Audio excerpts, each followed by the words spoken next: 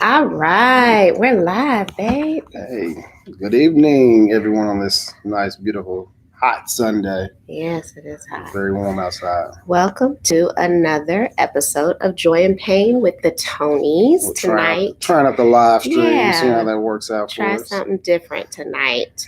I am Natalie Toney, I'm Cedric Toney. and we want to encourage you, if you have not already liked our channel, please do so. Comment if you have something to say, if you have topics that you'd like us to share and discuss. Hey, Bree, we see you, boo. Also share. Let everybody you know about what we're doing, the topics we're talking about, and subscribe. Yep. Hit that notification bell as well. So you know when we have new videos. Exactly. So we wanted to get in something that's kind of, we've touched on this before, we wanted to get really into the Black Lives Matter a little bit more, a little bit deeper. And we wanted to actually talk about like the recent stuff in the news, like with Meg Thee Stallion, police still brutalizing Black people at a higher disproportional rate. Breonna Taylor's all that, and not those police not being brought to justice, and just overall, it's the stuff that's been happening, and we just keep seeing it repeat itself over and over again, and it's not stopping. So a lot of people know what happened with Meg Thee Stallion and Tory Lanez. They were in a vehicle together. It was 4 parties total. She was trying to exit the vehicle after an altercation, verbal argument, and she was shot in the back of her feet. And she had to go live because she kind of kept it hush. The police came, helicopters were out there. She, cooperated with the police, did what she had to do because she didn't call the police. Her neighbor in that area called the police. And what was interesting was the fact that she was willing to go to protect the person that attacked her, because she didn't want the police to come to kill any of them. Right. If you say Black people are involved with the gun, police show up, they shoot, and they ask later. We all know that's the primary story, what's going on in America today in the climate. She'd rather protect a Black man, the Black man, than to call the police, which is the Black man that shot her. That should have been protecting her. And that snippet of her story, she had to go live, share her true emotion. You've seen a lot of celebrities react to it. We reacted to it. Pretty much a lot of people are saying, the first when it happened, everyone was kind of trying to make fun of Megan Thee Stallion getting shot in the foot. And that's the first part of how people don't protect the Black woman, making fun of her story. You didn't even know the story, but we jumped to conclusion and made fun of her. First and foremost. And people did not understand the situation. So when they didn't understand it, they just got to make fun of it. They think that sometimes comic relief is the way to go away with the pains, but it really is not.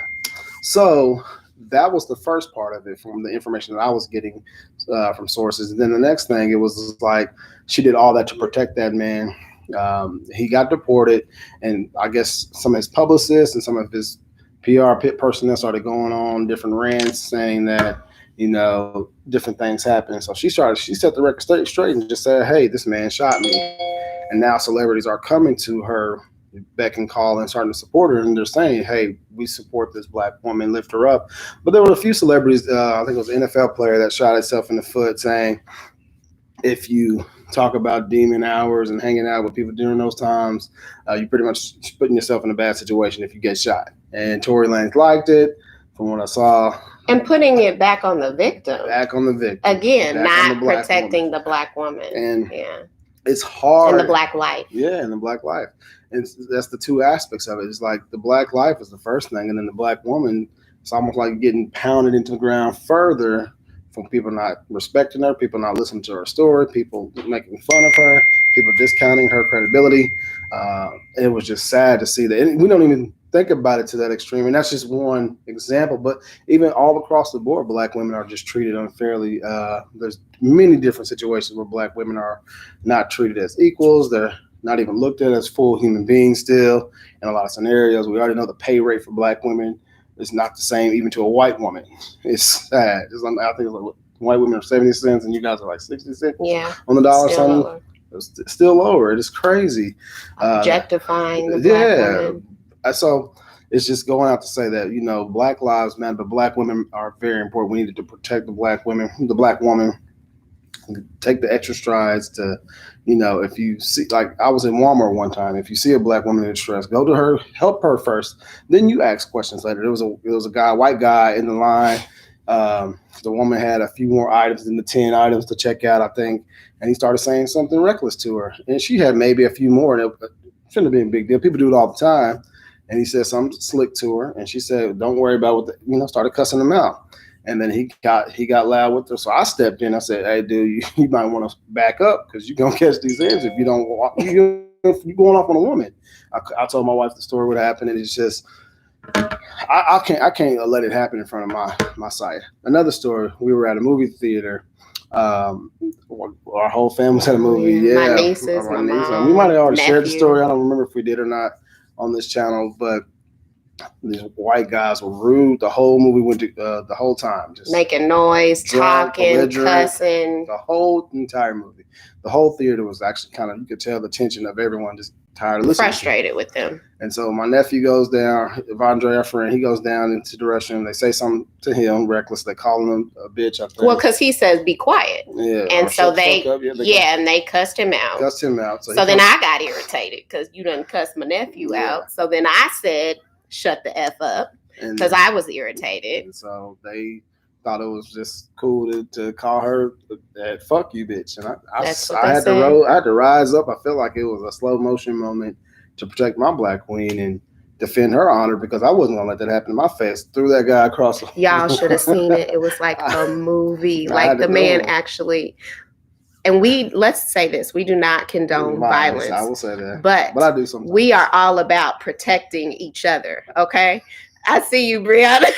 But it was like a movie. Cedric must have I ain't never seen this man move so fast. He must have got up and the man flew. And what's so crazy is, like, my whole family, they jumped up. My mom jumped up, but nobody was even mad. Not even like the people in the theater. They started clapping after Cedric did it, and we left. The police came in. They weren't even actually mad. They were just like, okay, and we left. But you got to defend the Black woman in those scenarios. I know that happens daily, hourly, by the minute, and that's just the first that comes in my mind when we're talking about Black Lives Matter and protecting Black women. And so it's just sad to see that stuff happens, you know. And then next, just overall in general, like, the police brutality rate is still rising against our people. Like, we're still seeing videos. Oh my God. You would think that things would die down, all of these rallies and people speaking up, protests, everything. And we're still seeing incidences. Protesters in Portland getting sent to jail for just, doing what they need to do for their civil rights to stand up and protest. Right. So are we in a country where the Constitution works for us? Right. And let's talk about the language that the media uses too, because that really irritates me. When you have white people who protest, it's a protest, peaceful protest, rally, the language. They bring guns, they bring flags, they bring KKK flags, they bring rebel flags. Flags don't even represent the nation, but they bring them and they're there. And then we do so in most cases before interference, because I truly believe people came in, were planted to create interference at peaceful rallies. But on the media, it's riots. I hate that word. It's riots. Yeah, it's riots with us. So language, even the way that the media is still portraying us in these situations, again, when we're the victims. And the way that verbiage is carried across is instilling fear into the public. Yes, to absolutely. incite the violence and instill the fear in the public to be scared of the Black people. And it's still the same propaganda that was used years ago to put fear into white people about the Black man coming to rape the white. It's the exact same thing. And they continue. It's like a broken record. We're tired of it. They continue to put it. And so, the main thing is with me is the shooting. You mentioned the shooting. We heard about a black man getting shot at a Wendy's drive-thru, and I think there's another recent video of a black man getting shot. He was in the drive-thru as well. The police came, woke him up out of his car, had a gun in his lap. Or at a convenience store. No, this is a different one. One. Had a gun in his lap, and then he literally just they woke him up, startled him, and they just shot him because his movements, they were like saying he's going for the gun, but he was asleep. So you couldn't even take the common courtesy to wake him up. He was not help him come to have a conversation with him. No. And then the recent video I saw, another man, he was walking away from the police the entire time. This one I saw maybe 2 days ago online. I got to get more information. And he was walking away from the police the whole time. And they're following him the whole entire time. He had a knife on him. It's a knife. It's a weapon. The whole time they were following him, they could have tased him. They could have used all the nonviolent means and methods. He starts to go into a convenience store right before he opens the door. He wasn't going to rob him, in my opinion, but whatever they're going to say, the facts are going to be in the facts of the case. It's whatever the police say at this point. But they shot him 11 times, and someone captured it on camera. These police don't care. Mm-hmm. And that's what's getting frustrating.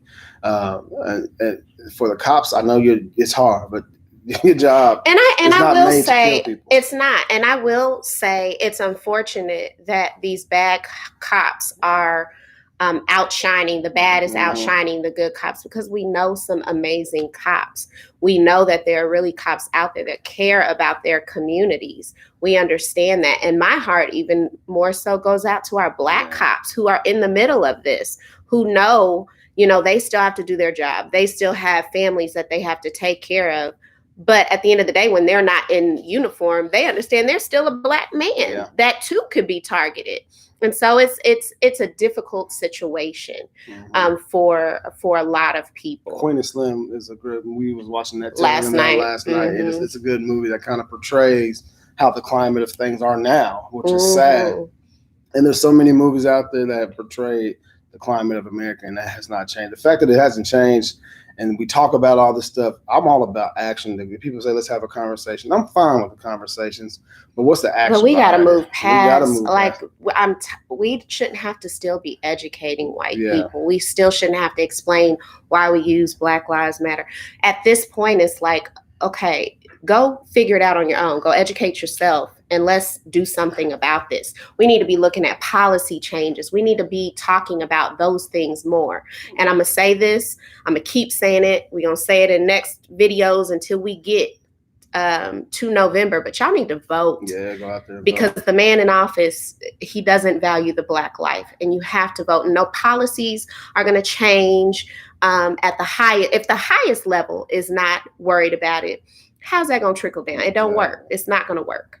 And so we have to get out and we have to vote. Yeah, we definitely do. I think that the Black community doesn't realize the vote we care. We know the Electoral College is a major factor on picking the person in the ultimate end. But there were statistics saying like, hey, in Atlanta, 500 something odd Black people didn't even vote. Yeah. And there was like 200 some K votes needed to get that Black vote, or just the vote in Atlanta to push towards Hillary last time. And you guys can go for lesser of two evils. Who really cares? But you got the most corrupt, evil person in there right now. He likes to grab people by the, you know what?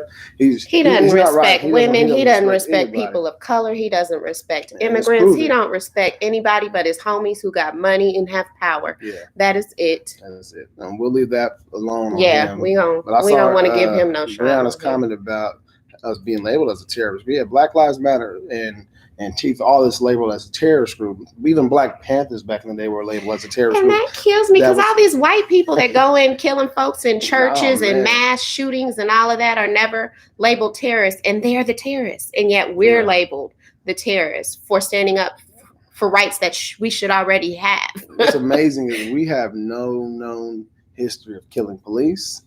No known history of mass killing of white people in this country. We have no known history of killing mass people on a regular basis annually, because they have terrorists that pop up annually and monthly throughout this country, and we're the ones labeled like that. And I don't know anybody that's like, oh, I'm a cop killer. I'm this. I mean, what's sad is it happens in you kill who you are around more. So.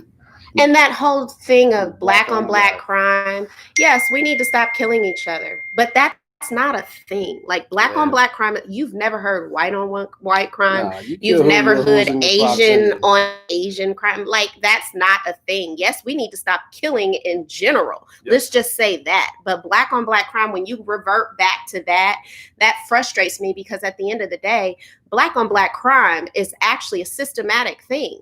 Systemically, they pitted us against each other from slavery. When we were enslaved, they pitted us against each other. So hundreds and hundreds and hundreds of years, you expect us to just change overnight when you created this system where we fight against each other, we harm each other, light versus dark, all of these different things. The crabs in the barrel idea, they created that. The system created this. And then you turn around and put it on us, black on black crime, when that's not even a thing. Or pull yourself by the bootstraps, get out your bad. That's not a thing either. It's not a thing when we're so much further back from the starting line than y'all are. Yeah. So, I mean, this conversation can go on. We'll have probably multiple parts of this. We may have other I'm not trying to cut it off. I was going to say, a lot to talk about. When we were at Tasha's house, we were with a friend, Tasha, one of the things she mentioned about police, and I thought this was really interesting, about their background and training and education. Oh, yeah. How, we look at lawyers, they have to have, what is it? How many years? 6 years? It's roughly about 6-7 years. Of education, higher education, and yet we don't expect the same for the people that enforce the law. Yeah. Right? So the lawyers have to know the law. Why would we not expect police officers to have the same background, the same education? They need to be understanding psychology and the brain and people, sociology, understanding mental health, understanding criminal justice and all of that. But they should have that background before coming in. And I feel like, and Tasha said this last night, if we were to implement that they had to have so much training and education, that would weed the bad apples out to begin with. Yeah. So there's so many more things that we need to look at.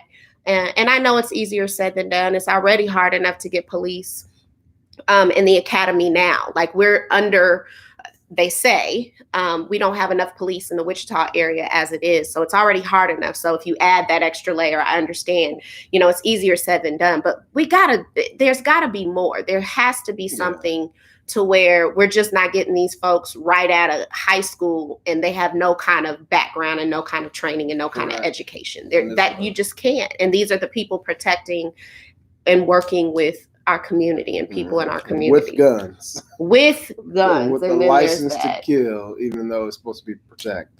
So that's my last comment for today. I think we can have multiple parts and sessions to this topic. It's really frustrating that we have to continue to talk about this, but we must continue to talk about it, because if we don't, it fades away. Like the killers of Brianna Taylor. We can't let that stuff fade away. We can't, y'all. We got to keep standing up. We got to protect our black women. Protect them at all costs. Our black families, our black babies, our black men. Yeah. We have to. And we got to keep talking about it. This happens, like he just said, a shooting will happen, and there's all these things, and then it'll die down. And we can't this time. We can't let it die down until there's a change. So keep promoting all the hashtags to support the movements. Keep protesting if that's your thing. Keep standing up. Keep speaking out about it. Keep educating people about it. And just stand up for what's right. Yeah. So. Brianna said, I just was responding to y'all like y'all could hear me. But yes, we have to. You're talking to the screen. Yeah. Sometimes it makes you feel like that. Talk to yourself. We thank you for chiming in and getting on the live. I think we had 5 people. Thank you to those 5 people. If you watch us later, we appreciate you too. Beck, do we have a black business highlight today? I didn't have one. I don't have a black business highlight. I don't think I do either. I'm trying to think. No. But Miss Brianna Williams, I was about to say Brianna Brown. Miss Brianna Williams is on here. I've highlighted her business before, but she is an entrepreneur doing her workout and fitness thing, Xtreme Hip Hop by Bree. So if you want to learn more about her, you can watch one of our previous videos. I can't remember which video it was now. We'll just share the information. Yeah, we'll put it in the description a little bit later. So remember to like, comment, share, subscribe, hit the notification button to check us out next time. We thank you for those that got on. But you can sing a lot. You got joy. This. I ain't singing it. And pain like sunshine and rain. All right. Thank you, guys. Watch our next video next week. We're talking about maybe having another baby. So stay tuned. If my mom's on here, she's probably freaking out. Bye. Okay. I wasn't that.